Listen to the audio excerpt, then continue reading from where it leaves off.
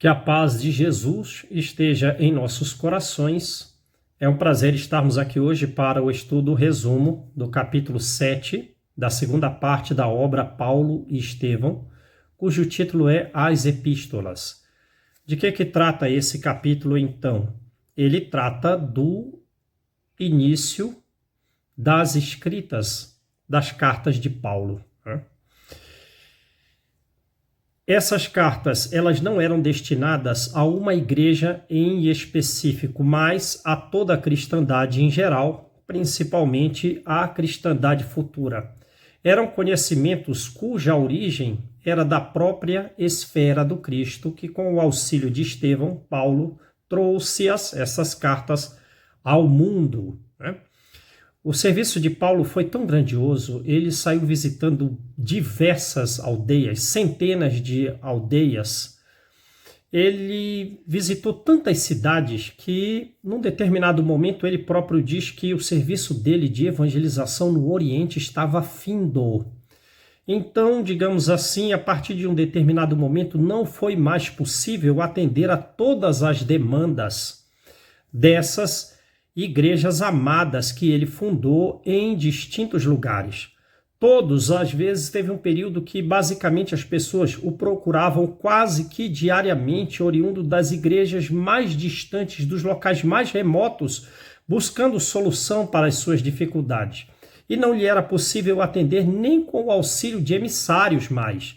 Não tinha mais condição de atender nem com o auxílio de Tito, de Silas, de Timóteo, de Áquila e Prisca, não era mais possível atender, de Apolo, não era mais possível atender. Então, num determinado momento, ele tem um encontro com Jesus, quando ele estava a sós, se não me engano, na igreja de Corinto.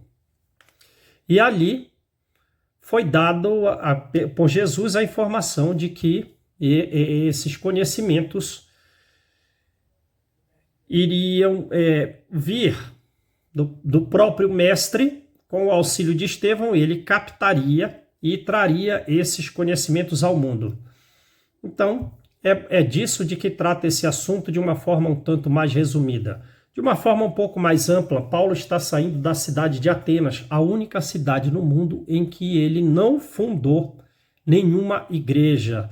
E ele está saindo dessa cidade, Atenas, completamente desolado. E vem ao encontro dele Timóteo, e Timóteo o leva a Corinto. Corinto, para ele, era uma cidade, digamos assim, muito atrativa, porque é a cidade originária onde residiam Abigail e Estevão. Lá estavam também, nessa cidade, conforme Timóteo lhe informou, Áquila e Prisca. Então ele tinha muitos motivos de ir a Corinto. Lá em Corinto, com o auxílio dos companheiros e de diversos romanos, né? Tito Justo, um dos romanos principais que lhe auxiliou, ele fundou uma igreja em Corinto. A tal ponto ele fundou uma igreja e ela era tão atraente nos moldes da igreja de Antioquia que a sinagoga local começou a ficar vazia. E então abriu-se um processo em que o irmão de Sêneca era procônsul de toda a região da Caia. Ele é levado a esse tribunal e o procônsul, apesar dele ter sido agredido com 39 açoites pelos judeus, no próprio tribunal ele foi absolvido, disse que suas atitudes não tinham crime. Então, dessa cidade, aí, os judeus perderam, no âmbito judicial, a causa perante Paulo, mas eles iam armar outros planos, outras artimanhas. Paulo percebeu e foi então para a cidade de Éfeso sob o protesto dos próprios coríntios, né? Dos próprios coríntios. Em Éfeso ele seguia a pedido de João e ele foi com Áquila e Prisca, porque também eram necessárias traçar determinadas lutas boas, adequadas, esclarecedoras através do verbo para a fundação de uma igreja também em Éfeso. De lá ele vai a Jerusalém e, enfim, ele consegue entregar a Pedro uma pequena fortuna para dar maior independência a igreja de Jerusalém dos fariseus, né? Eles, com esse recurso que Paulo arrecadou no mundo inteiro, em todos os lugares por onde ele passou, a igreja de Jerusalém iria conseguir construir uma escola de trabalho para os velhos, para os doentes, os convalescentes, para dar uma maior independência. Depois ele vai para Antioquia e ele só faz um repouso mínimo de algum momento e já segue de novo para Tarso, a sua cidade natal, evangelizando ali toda a região da Panfilha e demais circunvizinhas, visitando os locais, vivendo diversas lutas, mas jamais arrefecendo o ânimo, volta para Éfeso. Em Éfeso ele tem novamente uma atividade espiritual tão grande que as vozes que falavam, os fenômenos de vozes diretas que aconteciam, de vozes diretas que aconteciam em Jerusalém e Antioquia, em Éfeso ocorrera em praça pública. Ele estava cercado, Paulo, de claridades espirituais muitíssimo elevadas. E esse fenômeno levou ao apogeu, né? Ao apogeu das considerações. E então Paulo fica mais 2 anos na cidade de Éfeso pela importância da igreja na região da Ásia, porém ocorre um episódio bastante surpreendente. Eles tinham em Éfeso um templo da deusa Diana, é a Ártemis dos gregos, né? A deusa da caça. E com o trabalho de Paulo, as pessoas já abandonaram essas superstições e crenças e a ponto de não adquirirem mais as pequenas estátuas ou parte ou completas da deusa Diana para colocar nos enfeites das roupas ou nas casas, né? E isso e era uma atividade bastante rentável para os ourives, para os artífices locais de Éfeso. Então eles se revoltaram sob a direção de Demétrio e acabaram nessa situação prendendo 2 cristãos que eram amigos de Paulo da Macedônia, Áquila e Prisca, e isso levou a um entristecimento bastante significativo. E depois desse episódio, que ele ficou bastante triste, ele deu por fim a sua evangelização na Ásia, desejando partir para outros locais. Ele volta a Troade, sempre pregando. Ele vai caminhando, passando em todas as aldeias, conversando com todos os viajantes, soldados, escravos. Ele vai conversando com todo mundo que tá nas viagens e visitando todas as aldeias.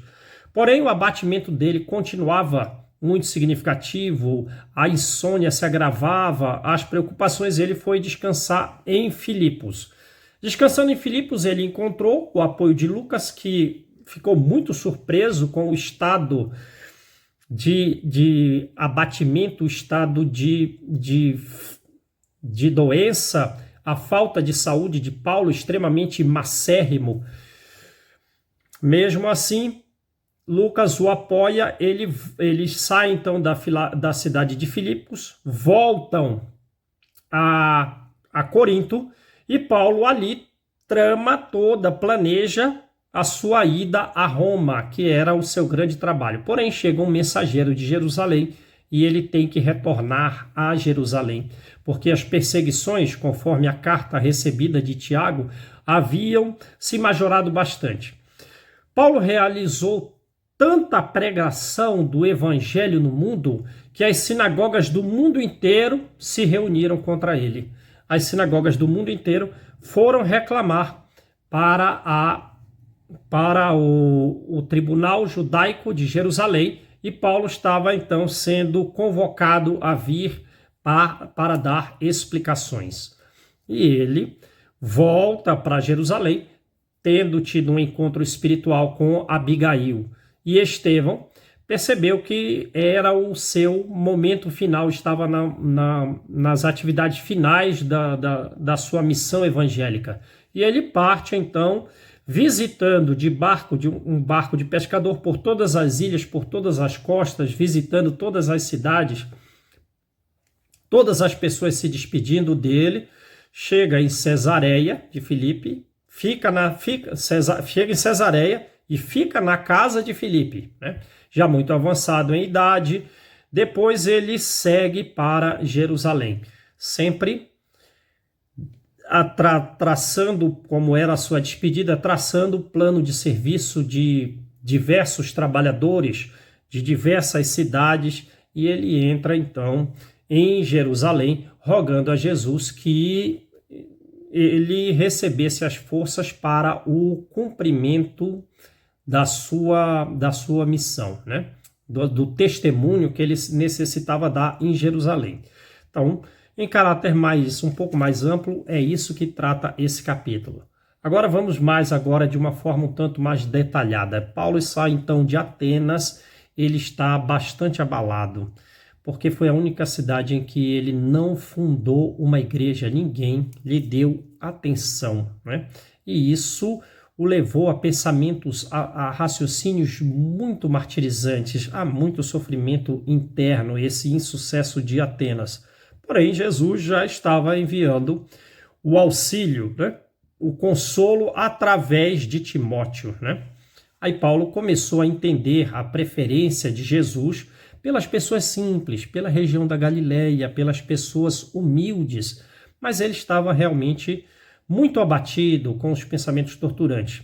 E Timóteo percebe e oferece então que ele não faça uma viagem a pé, que ele faça uma viagem por mar, para ele repousar, ter algum descanso, né? Porque ele estava um tanto doente, mas nós estamos falando de Paulo, né?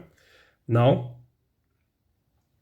O remédio para as nossas dores, o elixir para as nossas dificuldades é o trabalho. E nós não podemos adiar o trabalho que Deus, o trabalho que rende frutos para Deus, né? Mas eu percebo que você está um pouco adoentado, não há necessidade de um adiamento. Como assim nós vamos adiar alguns deveres sagrados, faltar, ainda que por um prazo, com o cumprimento dos deveres sagrados? Não. Então, o Timóteo fica refletindo naquelas informações muito sábias que ele recebia de Paulo, e ele saiu a pé pregando, né? Era uma marcha longa de Atenas a Corinto, e ele sentia extrema felicidade, retornava a felicidade nele quando ele pregava com as pessoas simples, né? E ele entrou no istmo de Corinto já enlevado com as recordações de Abigail, né? A sua noiva, que não chegou às vias do casamento, né? Encontrou a mãe e a avó de Timóteo, né? Lloyd, a avó, e Eunice, a mãe, morando numa casa simples, perto do porto de Cencreia, e encontrou os amigos queridos do seu coração, né? Áquila e Prisca, amigos dos primeiros tempos das atividades iniciais e sofridas do deserto de Dan, né?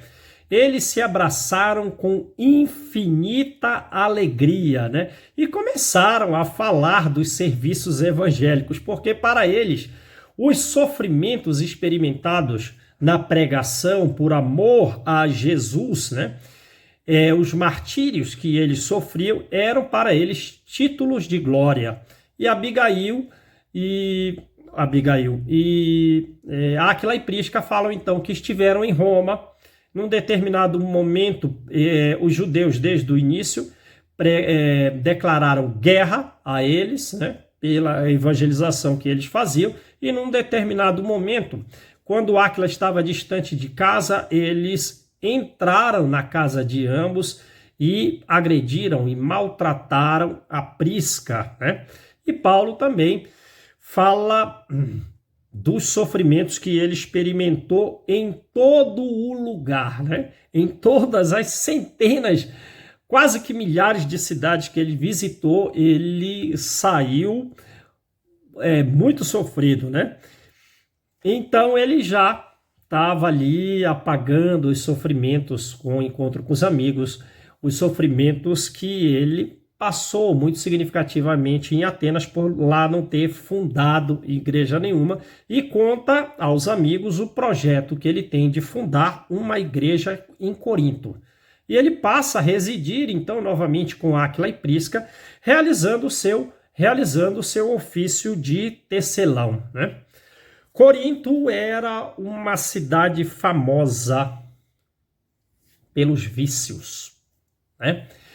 Era uma Babilônia antiga, mas Paulo sempre falava que os mais belos lírios nascem no pântano, e eles têm então a ideia de fundar uma igreja, né? Uma igreja em Corinto. Corinto para ele também, para Paulo, era um local de permanentes e agradáveis recordações. Sem avisar os amigos, ele foi visitar o sítio no qual moraram, né, os sítios do pai de Abigail e Estevão, Iosefete. Visitou também a prisão na qual Estevão ficou preso após a morte do pai, né, e a separação da irmã, e também meditou bastante significativamente no porto de Cencreia, de onde partiu Abigail para conquistar o seu coração, né? Então, ele queria fundar uma igreja em Corinto, mas não tinha condição ainda. Muitos emissários vinham trazer assuntos urgentes de diferentes cidades e era muito difícil atender a todos.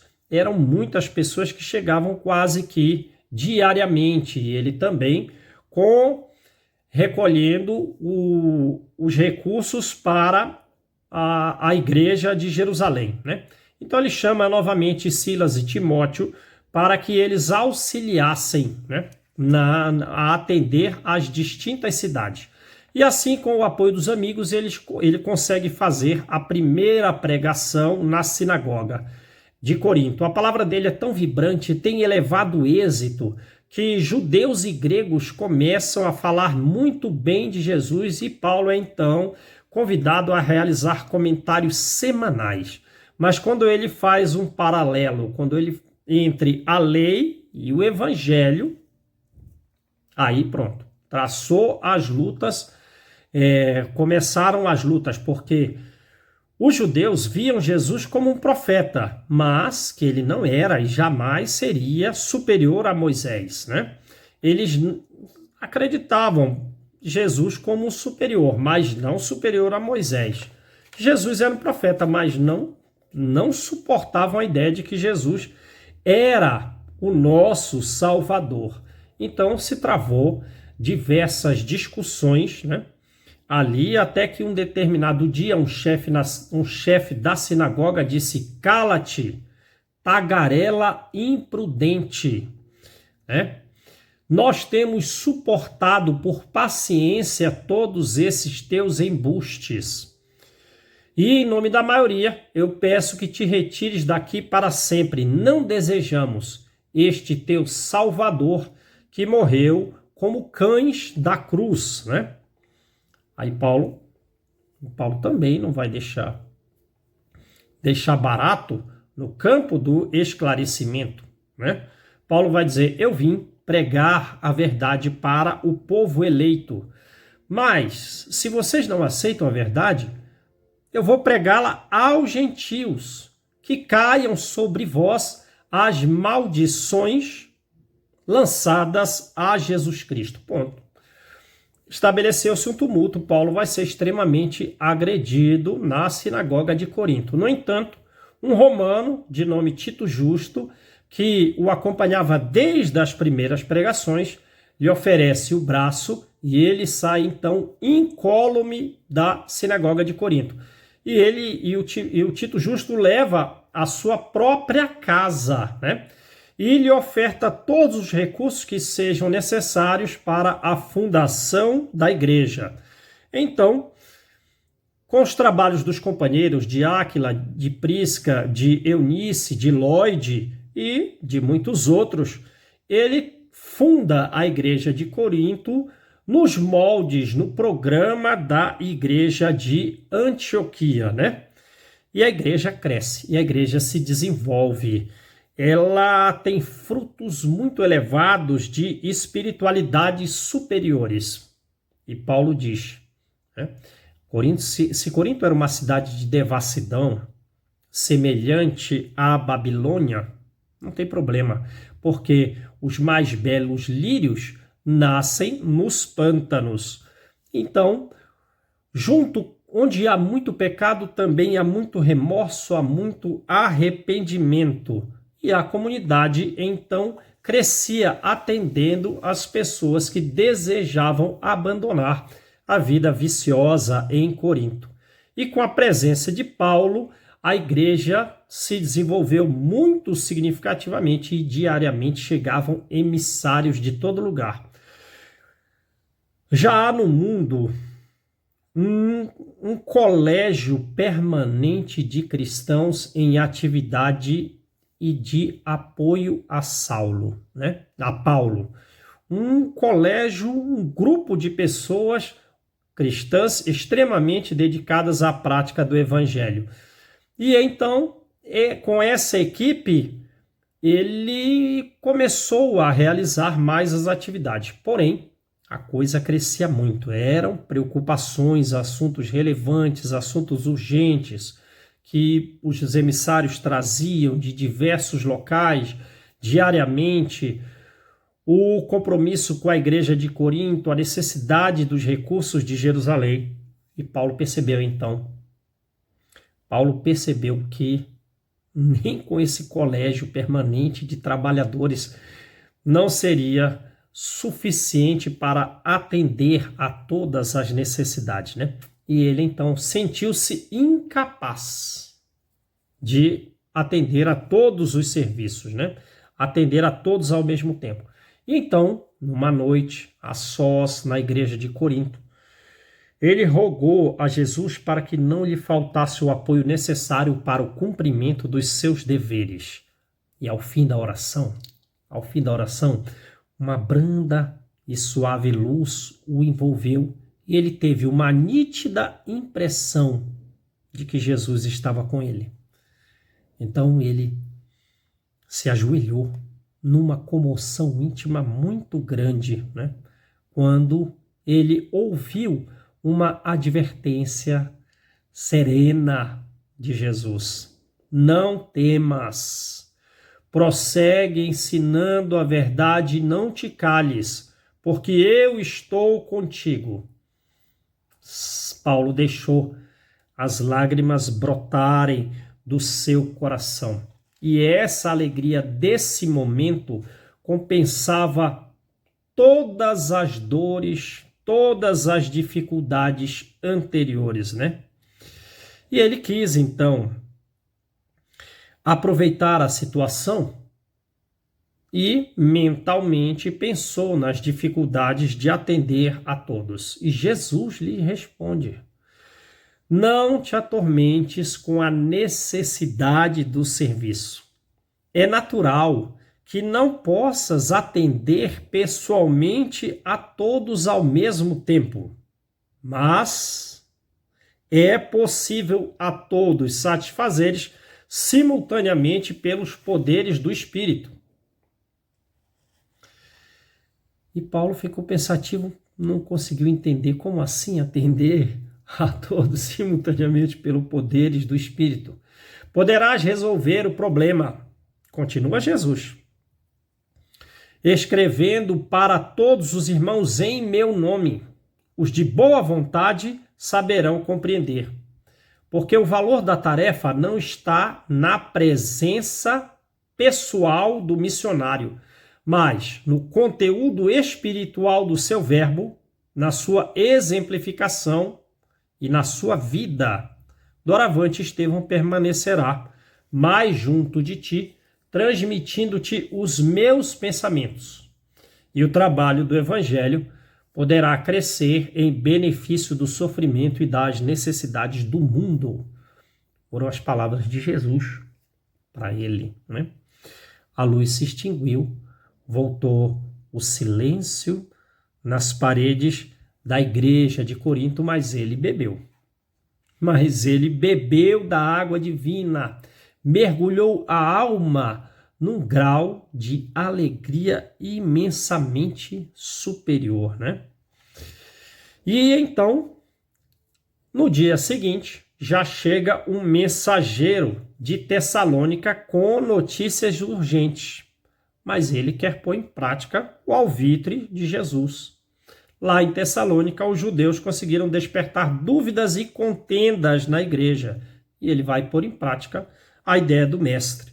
Aí ele pensou, mas Jesus trabalha junto com Estevão, então eu também não posso escrever essas cartas sozinho. Quando Estevão não encontrar em mim os sentimentos, os pensamentos adequados, poderá encontrar nos irmãos, nos cristãos trabalhadores. Então surge a primeira carta com o auxílio e a presença de Timóteo e Silas, né? E assim começou o movimento das cartas de Paulo, cujo conteúdo dessas cartas eram de essência, a essência do conteúdo das cartas era da esfera do Cristo. E ele nunca procurava escrever só. E logo essas cartas estariam copiadas e sentidas em toda parte, né? E Paulo seguiu escrevendo sempre, junto com amigos, né?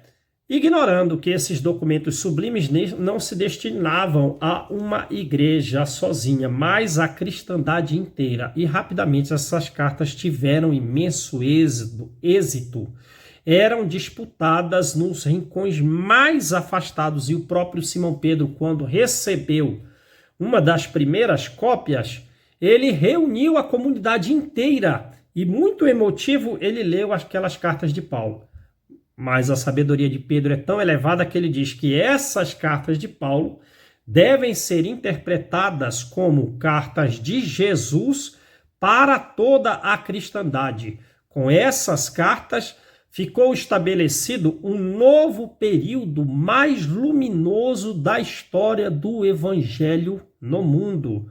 São as palavras de Pedro ao ler essas cartas, né? Então, Paulo enriqueceu a igreja de Corinto com as experiências de Antioquia, e os cristãos viviam num oceano de enorme júbilo.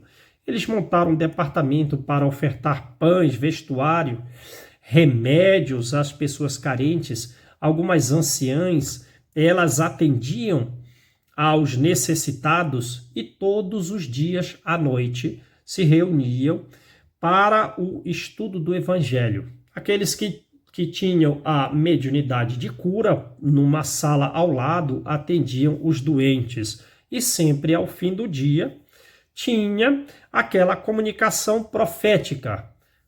A comunicação profética das igrejas do cristianismo são as comunicações psicofônicas, as comunicações mediúnicas do Evangelho de hoje em dia. E ao final era realizada uma prece e todos seguiam para as suas casas, né? Paulo, nessas reuniões, ele contornava as pequenas discussões que não prejudicavam a fraternidade também, né? Então, a igreja crescia muito significativamente, e outros romanos, ao lado de Tito Justo, contribuíam com valores para o atendimento das necessidades assistenciais da igreja. E a igreja cresceu tanto, era muito desejada, muito procurada pelos israelitas pobres, que eles encontravam uma grande bondade, atendimento, distintamente da sinagoga, que não ofertava pão aos que estavam com fome e não ofertava um bálsamo, um carinho para aqueles que estavam com as dores da alma ou do corpo físico. Pelo contrário, nas sinagogas eles eram tratados com rispidez pelos sacerdotes impiedosos. Ora, então, o prazo mais ou menos da permanência de Paulo em Corinto é de 1 ano e 6 meses. As sinagogas ficaram vazias, a sinagoga ficou vazia e a igreja ficou lotada, né? E Paulo construiu efetivamente um abrigo para os filhos do Calvário, como lhe pediu Abigail um sonho lá atrás, nas montanhas do Tauro, perto de Tarso, né? E então eles tramaram uma perseguição terrível, pelo esvaziamento das sinagogas. Era um desprestígio social cuja causa eles tinham que eliminar, e Paulo pagaria muito caro com isso. Sem que Paulo soubesse, levaram um processo público ao procônsul, ao administrador com funções judiciais da cidade de Corinto. Ele é irmão de Sêneca, Júnior Gaio, né? E era tão grande esse processo, com tantas acusações, que foi determinada a prisão preventiva de Saulo, uma prisão antes do julgamento, para que houvesse o próprio julgamento. E a sinagoga pediu para que fosse ela, a condutora de Paulo, ao órgão judiciário, né? Ao órgão da justiça, para a audiência pública, né? E então, no dia seguinte, os israelitas pretendem, à noite, prender o Paulo no momento em que pudesse mais escandalizar a igreja de Corinto. Então, quando Paulo está comentando o evangelho muito elevado, vem um grupo de judeus armados, né, para invadir a igreja, e um percentual deles de significativo efetivamente entra na igreja e declara voz de prisão a Paulo. Mas Paulo está completamente sereno. Mas a igreja não. Mas a igreja não. Então formado um grande tumulto, os mais jovens apagam as luzes, a coisa vai ficar feia. A coisa vai ficar feia. E Paulo então brada: irmãos! É uma voz solene, é uma voz comovente. Irmãos, acaso quereis o Cristo sem testemunho? E com essa frase, os ânimos são contidos. Muito sereno ainda, sem jamais perder uma serenidade elevadíssima, ele pede, ordena que sejam acesas as luzes. E os próprios judeus estão extremamente admirados pela postura dele. Ele estende os pulsos e diz: eu estou pronto. Pela superioridade, um judeu se sente muito despeitado e vai em direção a Paulo e o agride com um açoite, com um chicote no rosto. Novamente, surgem protestos, a ideia de revide, uma nova confusão. Irmãos, Paulo novamente brada sem o mínimo de revolta. Tendo sido preso, agredido, irmãos, regozijai-vos em Jesus Cristo. Estejamos tranquilos, porque o Senhor nos julgou dignos. Então, novamente, se estabelece uma grande serenidade, né? E Áquila e Prisca olham, uma troca de olhar inesquecível, e a pequena caravana segue, e Paulo é colocado numa enxovia, numa prisão úmida, sem luminosidade, uma coisa horrenda. E ele é atado ao tronco e recebe as 39 chibatadas. Porém, intimamente, ele está num grau sublime de paz como jamais teve. Ele percebeu que ele estava com uma confiança nova, uma confiança diferente em Jesus Cristo. Ele não sentia as vergastadas. Ele não ouvia as ironias, as agressões verbais. Ele estava numa paz interior divina. A paz que Deus oferta àqueles que lutam incessantemente para a vitória sobre si mesmos, né? No passado, não. No passado, apegado à justiça, ele assumiu posições apaixonadas de um caráter extremamente ríspido. Agora, não. Ele está recebendo infinitos açoites, mas ele tem a impressão de que ele está chegando nos braços de Jesus. É o primeiro êxtase de Paulo. Não ouvia os sarcasmos, não ouvia as agressões. A sua alma, fora do corpo, está dilatada ao infinito de ventura. E então, ele depois dorme e só acorda de madrugada, só volta a si de madrugada. Porém, de manhã está super bem disposto. E depois do meio-dia, se arruma, mas depois do meio-dia, só depois do meio-dia, 3 soldados vêm para levá-lo ao tribunal. Mas ele é a completa serenidade. O recinto está extremamente cheio.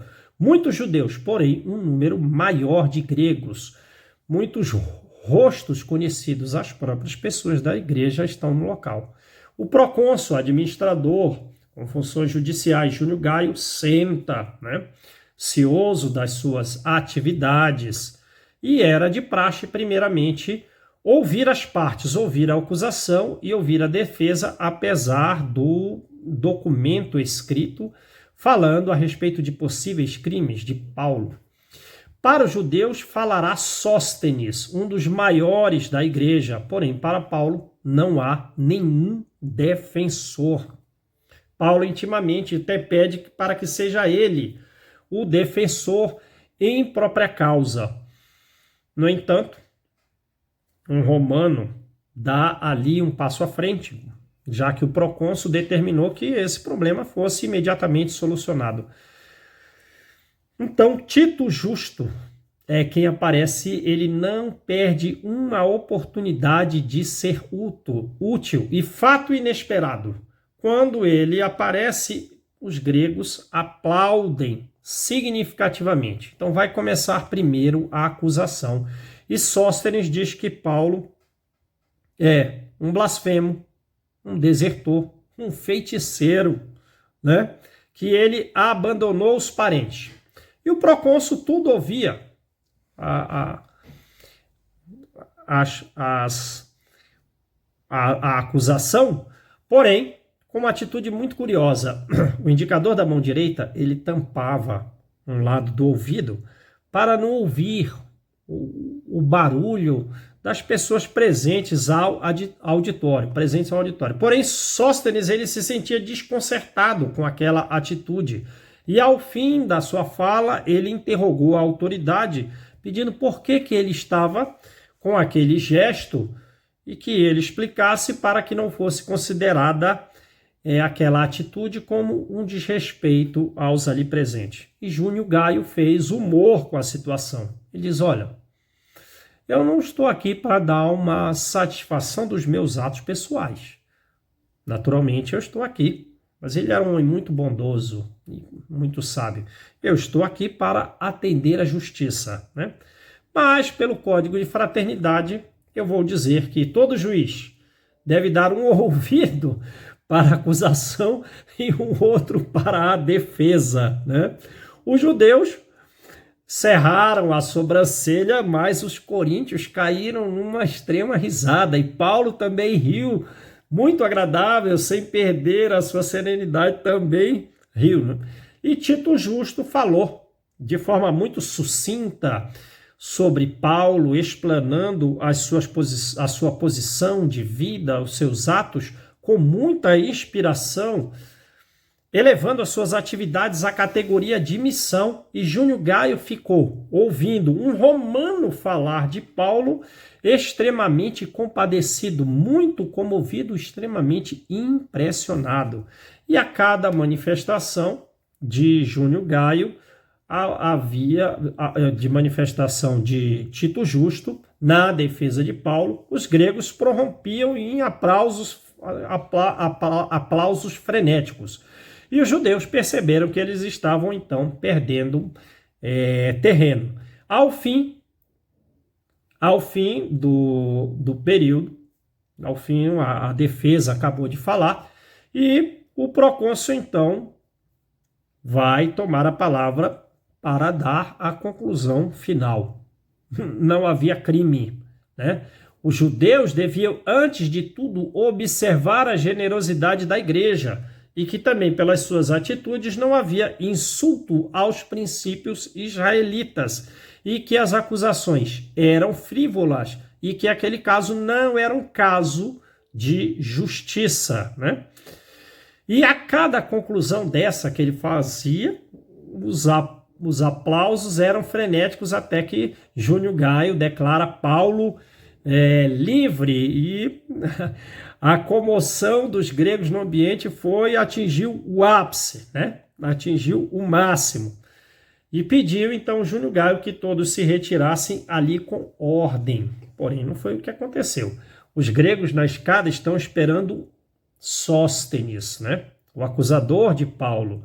E quando ele aparece, o atacam sem piedade e é estabelecido na enorme igreja, na enorme escada que separava o tribunal da rua, uma agressividade ali, um tumulto para todo lado.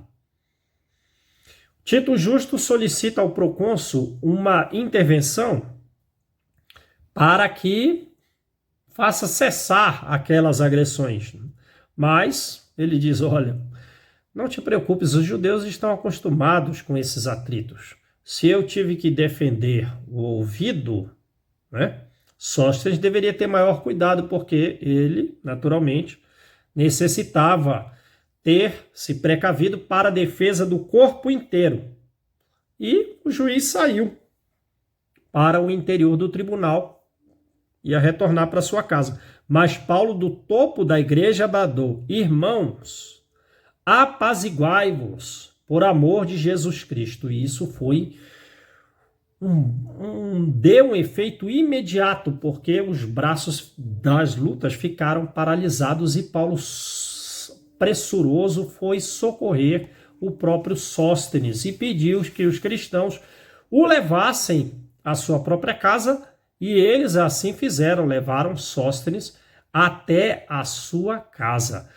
Os judeus, eles então se sentiram extremamente despeitados por esse episódio judicial e tramaram nova, né, investida contra Paulo.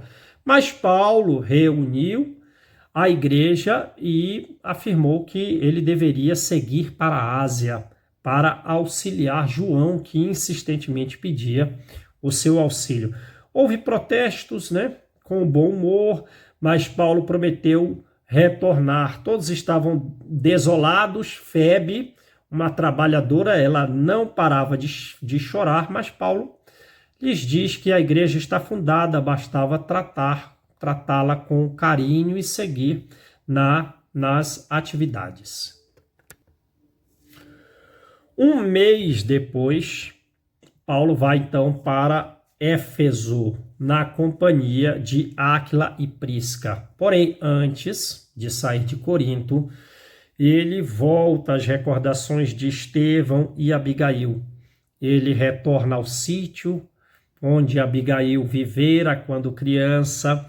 Ele vai à prisão, aos diversos lugares nos quais Abigail e Estevão se encontravam, e no porto de Cencreia, recordando que dali a noiva partira para conquistar o seu coração, num gesto de fidelidade, como era o costume da época, para mostrar fidelidade, ele raspou a cabeça.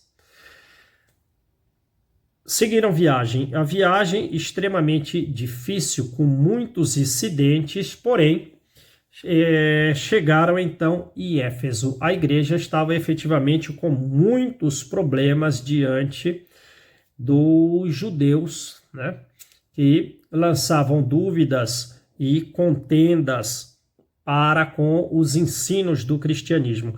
E João lutava significativamente para que o evangelho não virasse justamente uma polêmica, uma discussão, um atrito. E agora ele tinha o auxílio dos tecelões. Paulo, Áquila e Prisca passaram a cooperar com muita dedicação. Paulo, ele participava das discussões intensamente, diariamente, mas também ele não esqueceu das realizações sentimentais.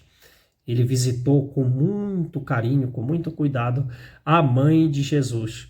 E ele, pelo grau de humildade, pelo grau de amor de Maria, para ele, ela mais parecia um anjo vestido de mulher.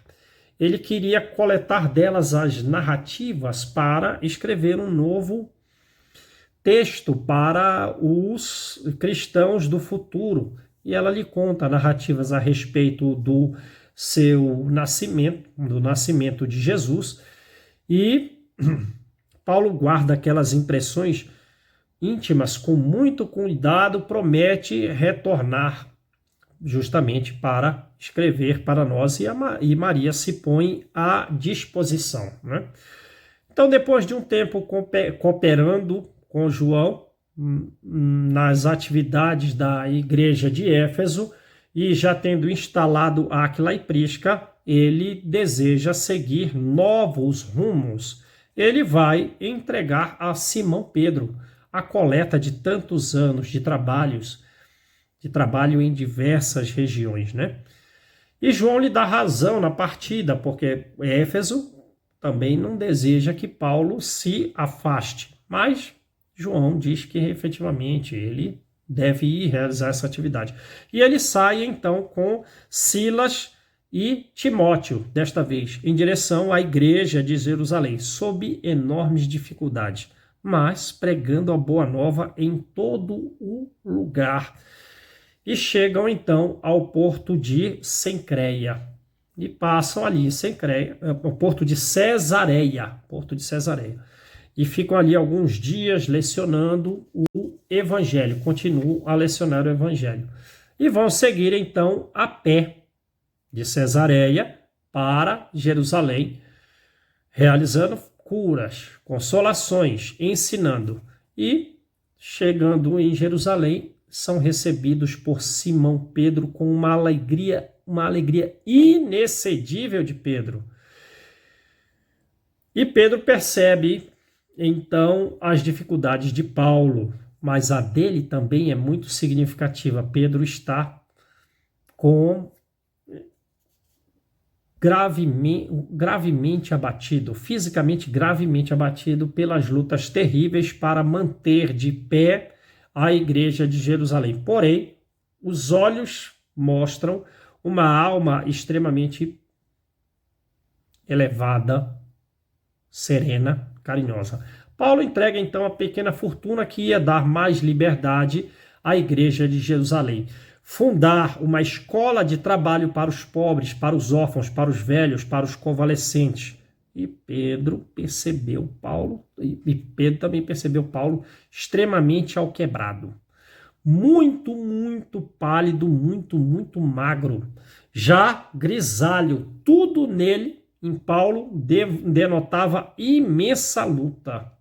Tudo nele parecia originar de imensas lutas. As mãos, o rosto, cheio de cicatrizes. Mas ele fala com entusiasmo das epístolas espalhadas por todas as igrejas. E ele diz que tem a convicção de que aquelas cartas, elas são, na verdade, inspiração direta de Jesus, né?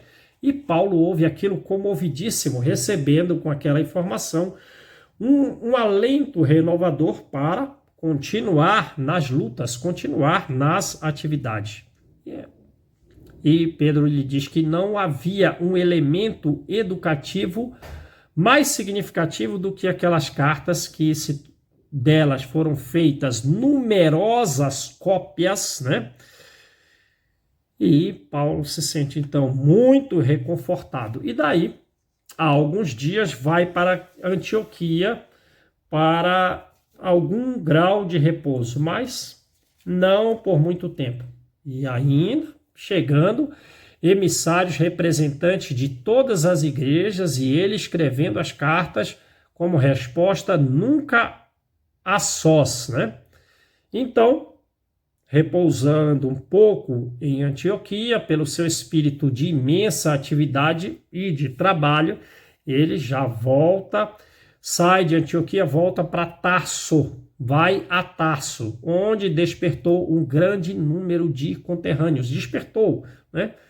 despertou interesse para o evangelho e segue pelas montanhas do Tauro, visitando todas as cidades da Galácia e da Frígia, levando ânimo aos companheiros de fé, realizando curas, benefícios, formando novos discípulos com a sua palavra iluminada e ilustrada dos fatos, né? Os fatos dos episódios vividos. Todas as lutas de todas as cidades saiu com muitas dores, com muitas dificuldades, mas nada arrefecia a sua esperança nas promessas de Jesus. Se de um lado nós tínhamos os judeus rigorosos, inimigos ferrenhos de Jesus, do outro lado os cristãos vacilantes e indecisos, muitas vezes mais vinculados às questões materialistas, mas ele jamais desanimava. Sabia a respeito da porta estreita, né? E seguia na construção do evangelho no mundo, tudo suportando, tudo fazendo, né?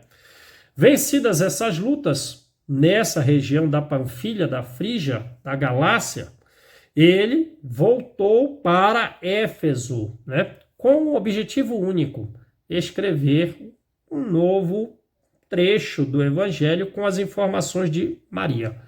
Áquila e Prisca, eles já tinham saído de Éfeso.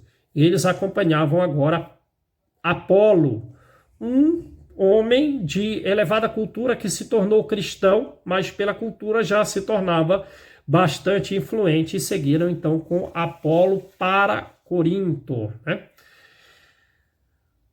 Apesar dele ter esse interesse único de estar em Éfeso para escrever informações para os cristãos do futuro, conforme as narrativas de Maria, ele não tem tempo para isso. Tinha necessidade de cooperar com João nas lutas para a manutenção do cristianismo de pé. A sinagoga conseguiu ascendente político sobre a igreja e o ensino da igreja estava ameaçado a só sobrar.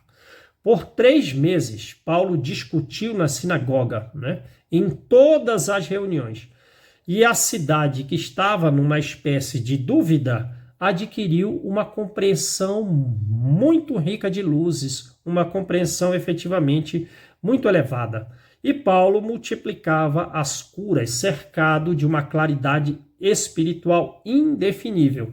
E as vozes, fenômenos de voz direta, que falavam em Jerusalém e em Antioquia, em Éfeso, falaram em praça pública, né? E esse fenômeno teve uma enorme repercussão e deu muita autoridade aos argumentos de Paulo contra os argumentos dos judeus. Em Éfeso não se falava de uma outra coisa que não deste fenômeno. E Paulo, do dia para a noite, saiu, né, de alguém ali um tanto desconhecido, mas para o apogeu, né? E Paulo aproveitou então a oportunidade para difundir ainda mais as raízes do evangelho no coração dos efésios. Secundou João na fundação dos serviços de assistência e a instituição crescia enormemente, né? Os valores espirituais eram cada vez mais significativos.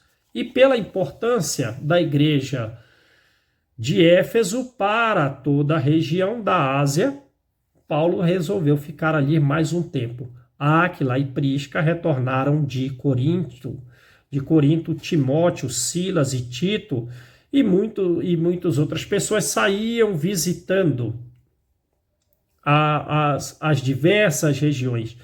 Então o trabalho de Paulo, ele seguiu com o auxílio de muitas pessoas. Ele era vigorosamente auxiliado e pôde assim também tecer em Éfeso muitos benefícios, realizar muitas curas, a ponto tal que as pessoas abandonaram as crendices e superstições para se entregarem a Jesus. Ele ficou ali mais de 2 anos na cidade de Éfeso, até que aconteceu um episódio de uma grande repercussão. um acontecimento de vasta repercussão.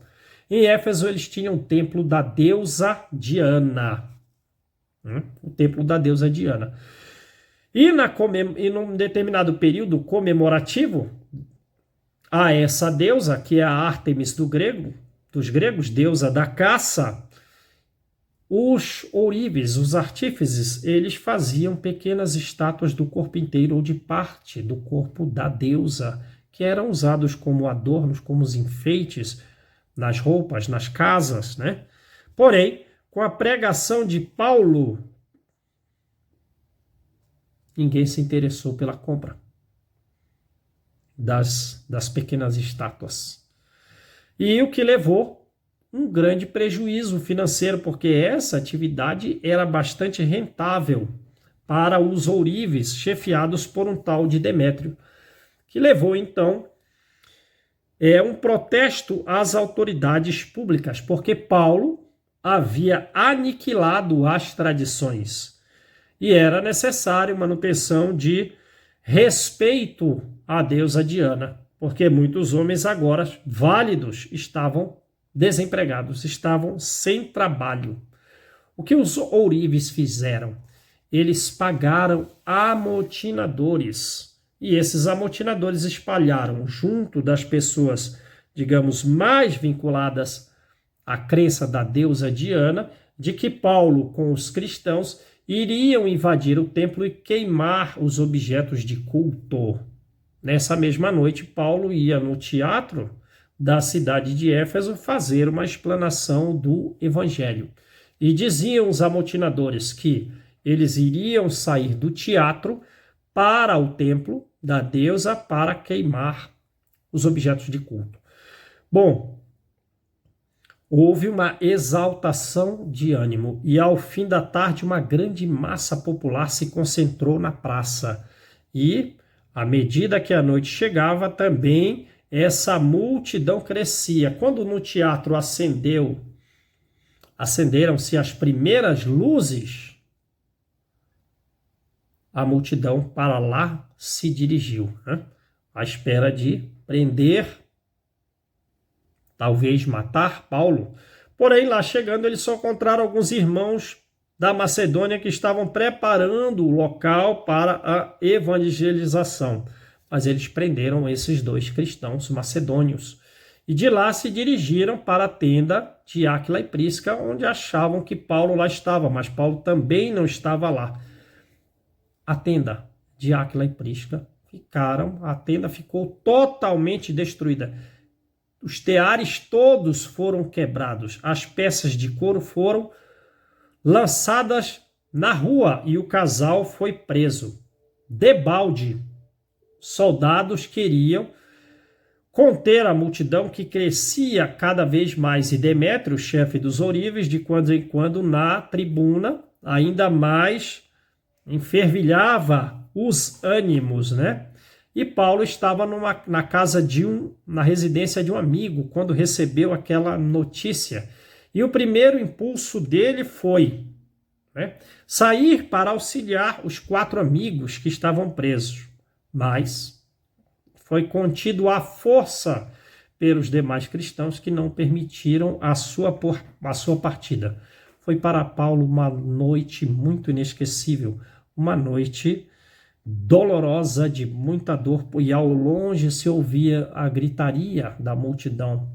Grande é Diana de Éfeso, grande é a Diana de Éfeso. Muito mais tarde, posteriormente, o escrivão da cidade conseguiu convencer a multidão a não fazer justiça com as próprias mãos, a buscar o poder judiciário da época.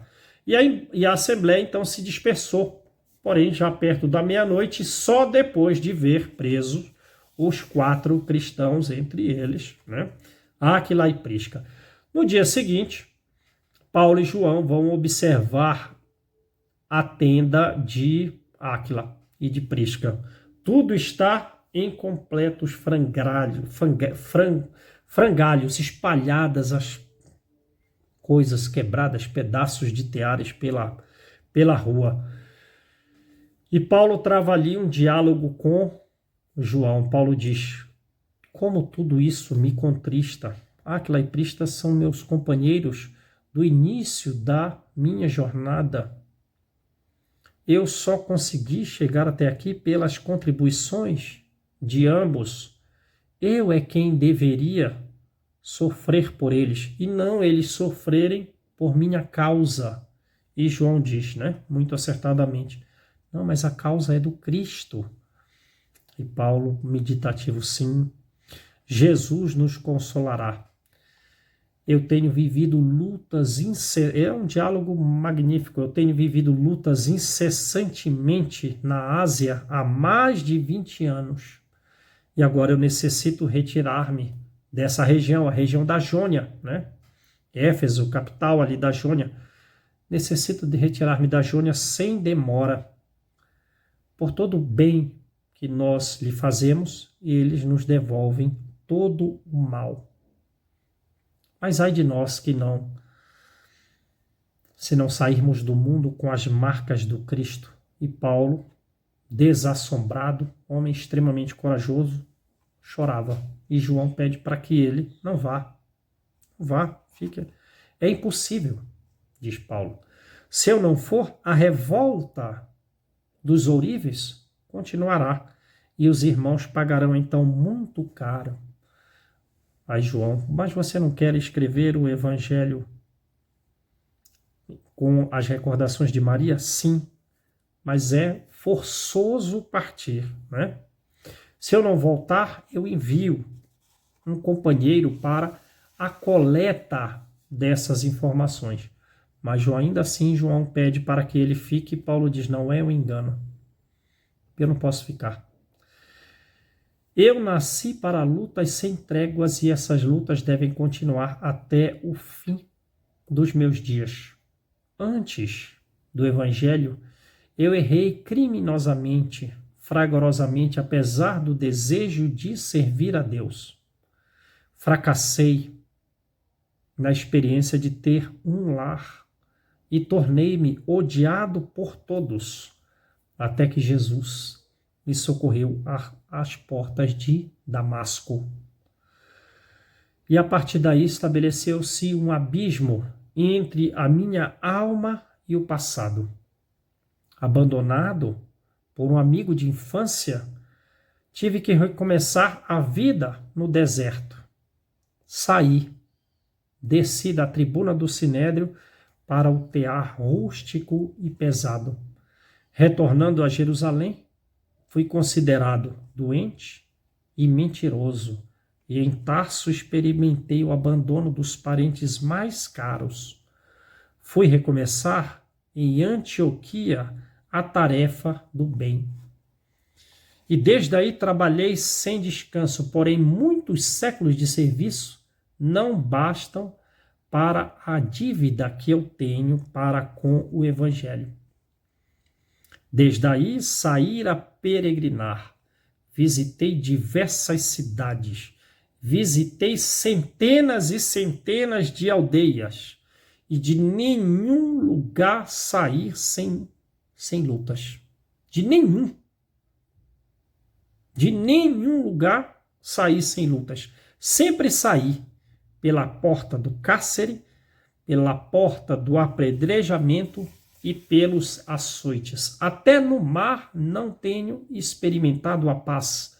Sofri naufrágio mais de uma vez, mas Jesus tem me ensinado a manutenção da paz interior em perfeita comunhão com o seu amor.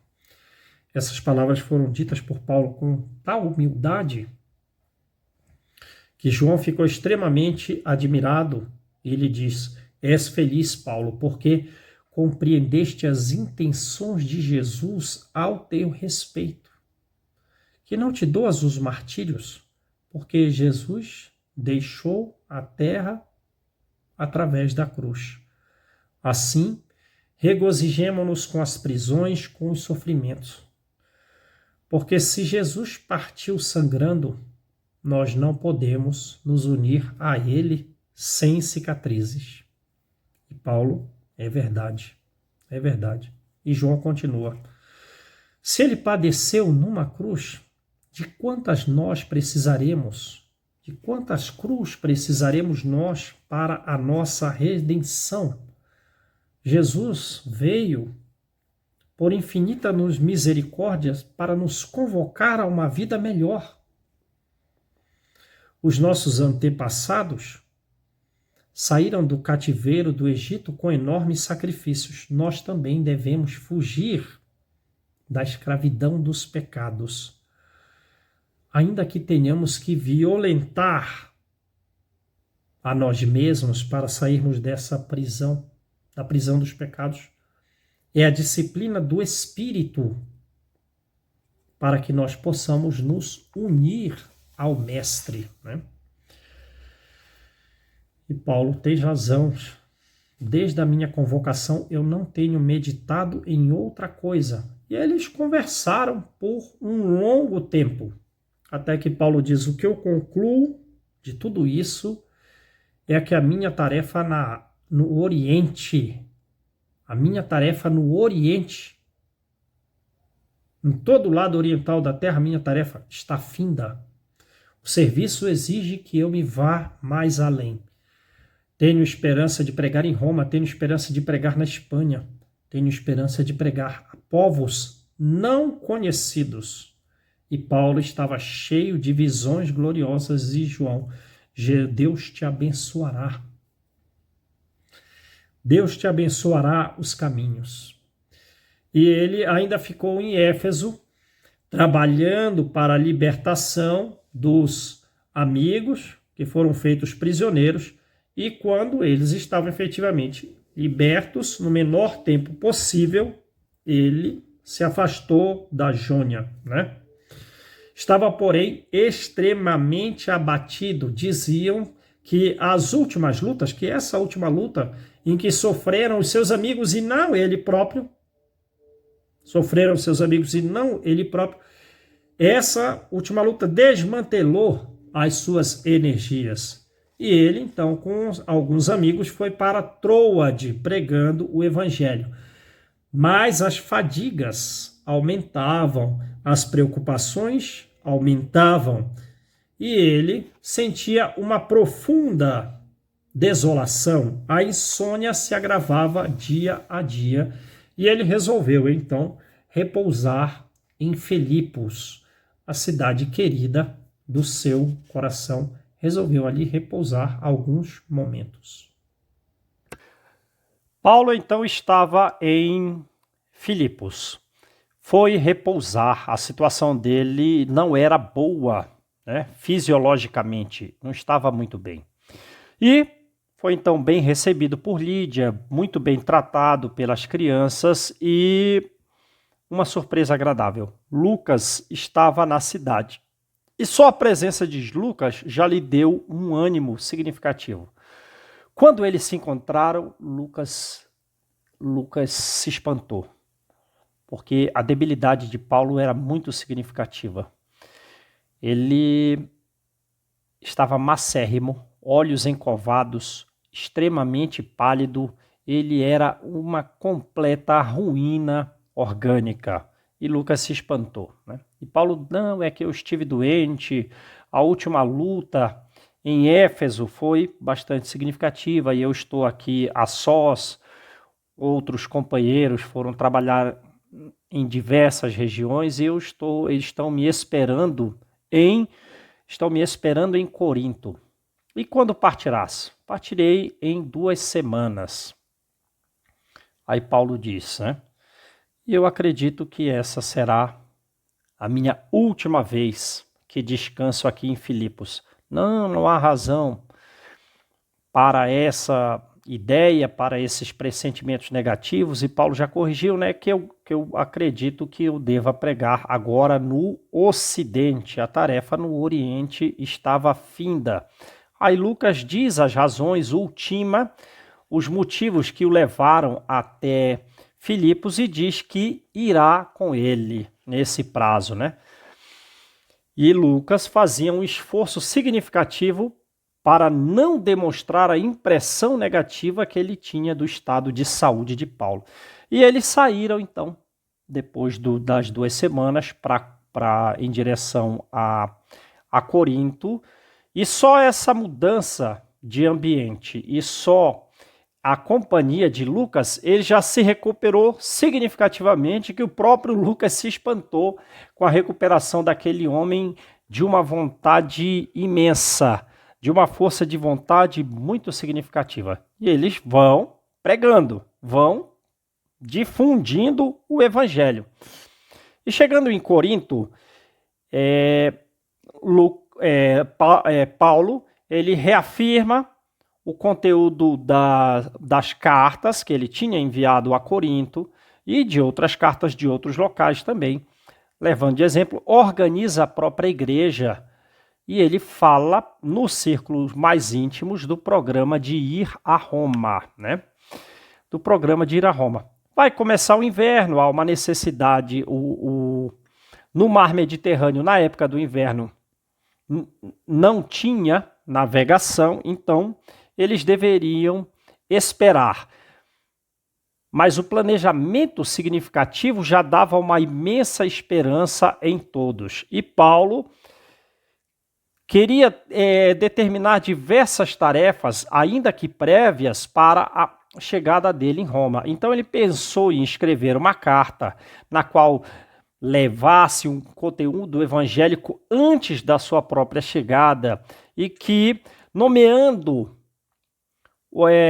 cada um dos trabalhadores dos quais ele tinha conhecimento, que residia em Roma, ele procurava ser gentil, procurava estimular os trabalhadores de Roma, aos quais alguns eram seus conhecidos e outros ele ouvira falar. Áquila e Prisca estavam em Roma novamente e vieram diversas vezes de Roma e eles falavam dos cristãos que estavam em Roma.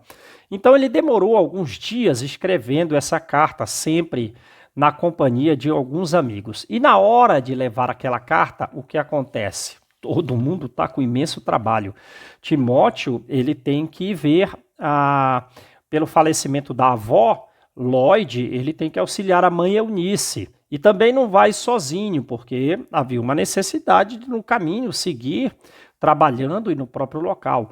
E outros também têm as suas tarefas nas demais regiões, porque Paulo quer saber quem conseguiria acompanhá-lo na ida a Roma. E alguém que se prontificou e iria, fosse o que fosse, acontecesse o que acontecesse, foi Silas. E também Lucas, que havia ficado em silêncio, ele vai confirmar que ele irá juntamente com Paulo e Silas a Roma.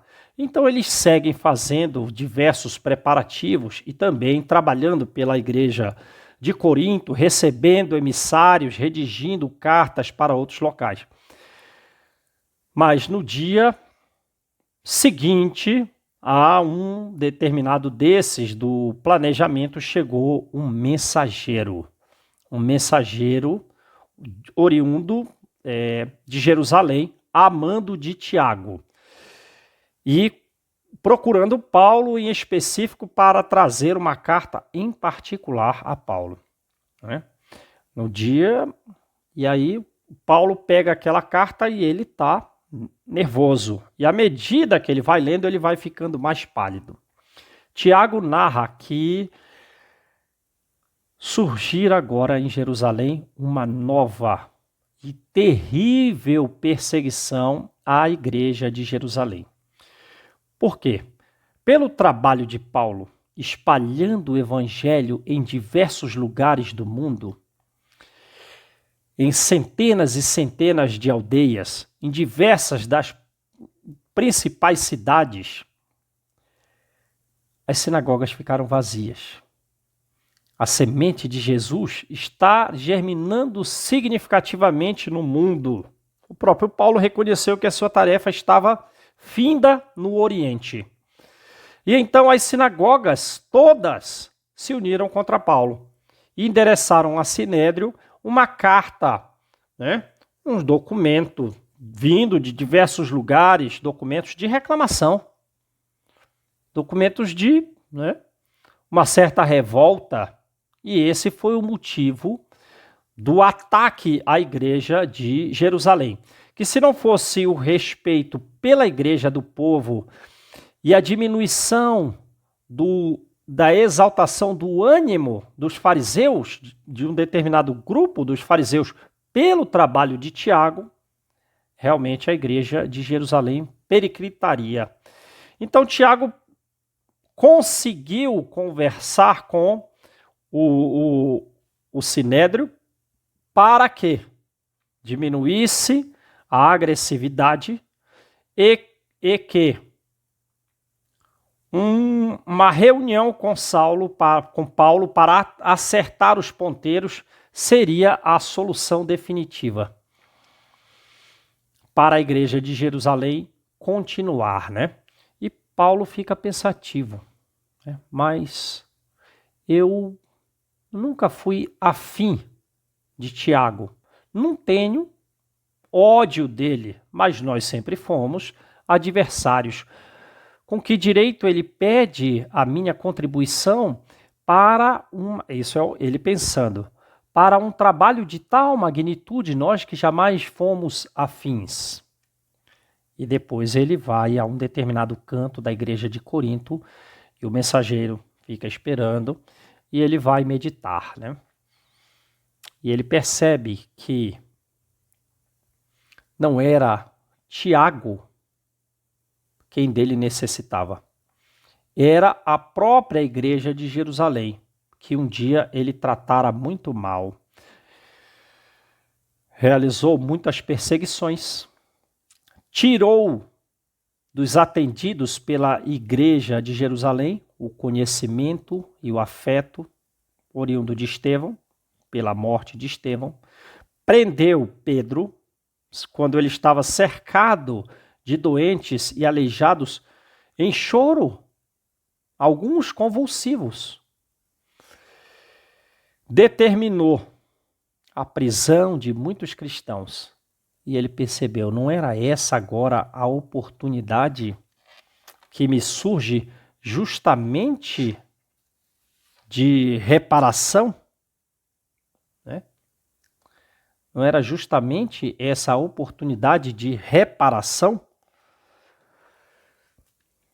Mas ele estava meio relutante, porque ele desejava ir a Roma, mas também recordou que em Éfeso,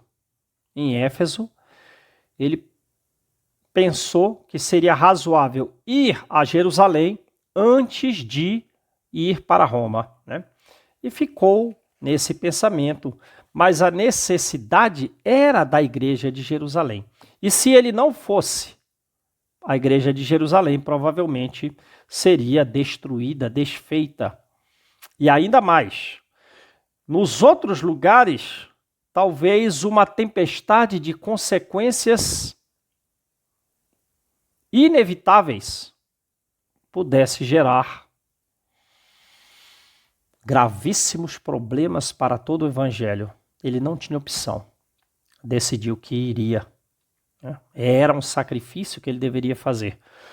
Se levantou, foi falar com o mensageiro, que perguntou aflito se ele iria, como se ele conhecesse a natureza do problema. Sim, respondeu que ele iria e pediu a opinião particular do mensageiro sobre mais detalhes do acontecimento. Então, o que aconteceu? Ele ficou muito preocupado. Ele ficou matutando significativamente, eu vou lá. Mas o que eu vou dizer? O que é que eu vou fazer para apaziguar o ódio do Sinédrio, o ódio dos judeus? Não tinha solução. E ele dormiu, então, bastante preocupado com esse problema. No entanto, quando sonhou, ele estava numa estrada de luz opalina, de luz azulada, e logo vieram dois espíritos ao encontro dele. É Estevão e Abigail, né? Estevão e Abigail. E ela já agradece aquela recordação carinhosa que ele teve por ela no porto de Cencreia, né? e ele entra num estado de êxtase significativo, não pode dizer uma palavra, não tem condição de dizer uma palavra pelo estado de êxtase em que ele está. E Abigail diz: Paulo, não te inquietes, é preciso ir a Jerusalém para o testemunho imprescindível. Mas veio o pensamento dele, mas eu tenho interesse de ir a Roma, né? Bastou ele pensar isso que ela novamente responde: tranquiliza-te, pois irás a Roma, realizar uma sublime tarefa, um sublime dever. Porém, não será como tu queres, mas conforme as determinações de Deus. E depois disso, enfim, a nossa união eterna em Jesus Cristo para trabalharmos em prol da verdade e do amor. Com aquela revelação, né, a respeito do futuro, uma revelação profunda a respeito do seu próprio futuro, ele sentiu no âmago, simultaneamente, dor e prazer, preocupação e esperança. Mas os irmãos logo se desanuviaram e desapareceram numa névoa transparente. Ele acordou aos sobressaltos e teve ideia de que ele iria realizar o testemunho derradeiro. Dor, porque ele vai separar-se dos amigos, de todos os amigos construídos no mundo. Prazer, porque vai retornar ao plano espiritual. Dor também vinculado à necessidade de testemunhar, porque ele teria que vencer o próprio instinto de sobrevivência, que é algo muito profundo, talvez o instinto mais profundo no ser humano, né? E preocupado, como vai ficar a obra, mas também esperançado pelo retorno ao plano espiritual, né? Então, no dia seguinte, convocou uma reunião de todos e colocou o mensageiro para falar a respeito da situação de Jerusalém. Então estabeleceu um aumento do plano, e esse aumento era prévio à ida a Roma. Eles necessitariam ir a Jerusalém e posteriormente seguir para Roma, e todos foram unânimes em compreender essa necessidade. Novamente, Lucas, como sempre, muito adiantado: quando partirás? Partirei em alguns dias. Partirei em alguns dias. Impossível. Não podemos concordar quanto à partida em alguns dias. Necessitas repousar de tantas lutas, de tantas dificuldades. Depois, iremos. E foi feito assim. E Paulo esclareceu que ele queria fazer a viagem em etapas, passando em diversos lugares, conversando com o máximo possível de cristãos em todas as cidades por onde ele peregrinou, levando o evangelho, porque ele tinha uma intuição de que iria a Roma, mas que também ele não mais voltaria a ver com os olhos mortais as igrejas amadas.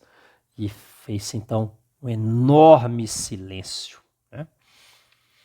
Mas ele começou a dar instrução para Apolo, que foi alguém que se destacou no cristianismo pela sua cultura e demais, traçou planos de trabalho para os demais companheiros, para as igrejas. E aí o que aconteceu? Começou uma perseguição a ele pela igreja de Corinto, que recebeu informações ocultas da igreja de Jerusalém que era necessário eliminar Paulo de qualquer modo. Ora, o que ele faz? Se despede de Corinto com Silas e Lucas, fazendo aquela viagem que ele deseja, de conversar com todos, visitando todos os lugares. Era uma pregação com despedida, num tom de despedida. E isso emocionava demais todas as pessoas, né? Mulheres, anciãs, crianças beijavam-lhe as mãos em todas essas cidades pelas quais ele passava. E foi mais grave justamente em Filipos, porque lá foi quando ele narrou que provavelmente ele já não mais voltaria, foi uma torrente de lágrimas significativas. Eles queriam, todos eles, Lídia, as crianças, os trabalhadores de Filipos, num sentimento muito humano, retê-lo, estavam preocupados com esse testemunho grave que ele daria em função das perseguições dos judeus. E ele esclarece: não choreis, eu sei muito bem o que eu devo fazer e eu não posso esperar flores. De lá, de Filipos, ele foi para Troade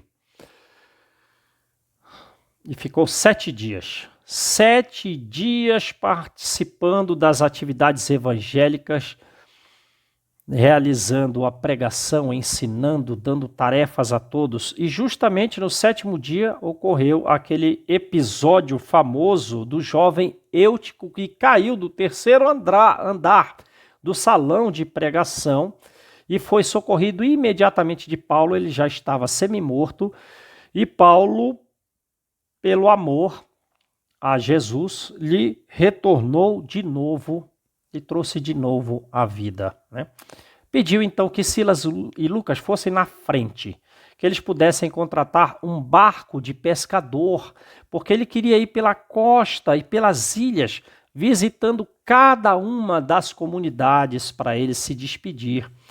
E, efetivamente, enquanto Lucas e Silas foram à frente, ele palmilhava aldeia por aldeia, se despedindo, conversando, num grau de emotividade muito significativa.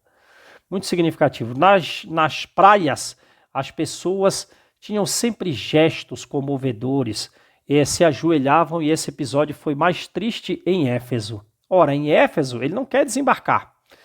Ele não quer desembarcar em Éfeso para não aumentar as lutas contra os cristãos de Éfeso. E ele solicita, então, que todos, que mesmo os anciãos, venham se despedir. E a própria mãe de Maria, já muito avançada em idade, apoiada em Lucas e em outros cristãos, ela vem também se despedir. E é algo extremamente comovente. Maria tem um imenso respeito por Paulo.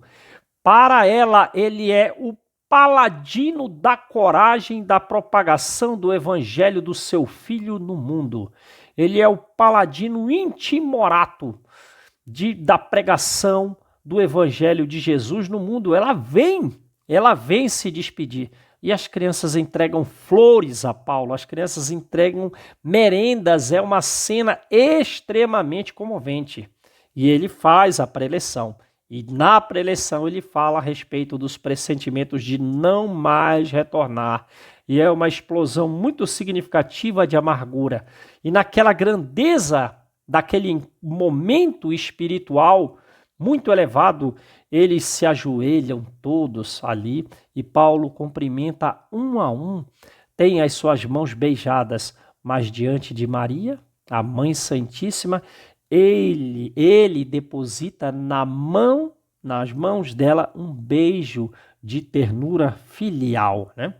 E ele segue pelas diversas cidades e sempre esse mesmo episódio extremamente emotivo de despedida. E eles chegam em Cesareia. Em Cesareia, ele vai ficar na casa de Filipe, já muito velhinho, mas Filipe lhe narra os mínimos detalhes dessa revolta de Jerusalém. E também fala das suas impressões sem escondê-las a respeito do que pode acontecer com ele, o que dá um constrangimento generalizado em todos os irmãos, a ponto de Lucas chorar. E quando Ágapo, aquele médium já conhecido, que trazia as profecias de psicofonia, já conhecido de Antioquia, ele vai falar de martírios muito significativos. E todo mundo pede para que ele não vá. Mas ele diz: olha, gente, Jesus profetizou da sua própria crucificação, né? eu estou pronto para ir a servir a igreja de Jerusalém, ainda que isso me custe a vida. Eu estou disposto a trabalhar e a servir, ainda que eu venha a morrer. Ainda não tinha passado aquela impressão negativa trazida pela mediunidade de Ágapo quando chegou um mensageiro de Tiago. E esse mensageiro, ele vai dizer o quê? Paulo, toma cuidado. A coisa se agravou, não é mais como eu havia falado. A coisa é grave. Há um enorme perigo. Não vá para a igreja de Jerusalém, vá para a casa desse mensageiro, que eu vou me encontrar contigo para nós decidirmos a respeito aí do futuro do cristianismo no mundo. É isso que estava em jogo. E Paulo sabe que se ele se ausenta, era o próprio cristianismo que iria sofrer mais significativamente, né? Mas se Paulo está com certa tranquilidade, os irmãos estão extremamente angustiosos, cobertos de uma sombra de preocupação. Ainda assim, eles partiram a pé, então, de Cesareia para Jerusalém. Mas, direto? Não. Eles partem pregando a boa nova em todos os locais, e quando chegam em Jerusalém, vai em todos os burgos. E depois de todo o trabalho traçado, depois de todo o plano para o futuro do cristianismo em cada ponto, em cada cidade, em cada aldeia, realizado, determinado, aí sim. Aí eles transpõem os portais da cidade. E aquela paisagem árida dos edifícios de Jerusalém, ele recordou da sua juventude conturbada, mas que estava agora para sempre morta. Elevou o pensamento a Jesus e pediu inspiração para que ele pudesse cumprir as designações divinas, para que ele pudesse cumprir esse episódio, que dele seria exigido muito sacrifício, mas em prol do cumprimento do seu ministério, da sua contribuição significativa de evangelização do mundo.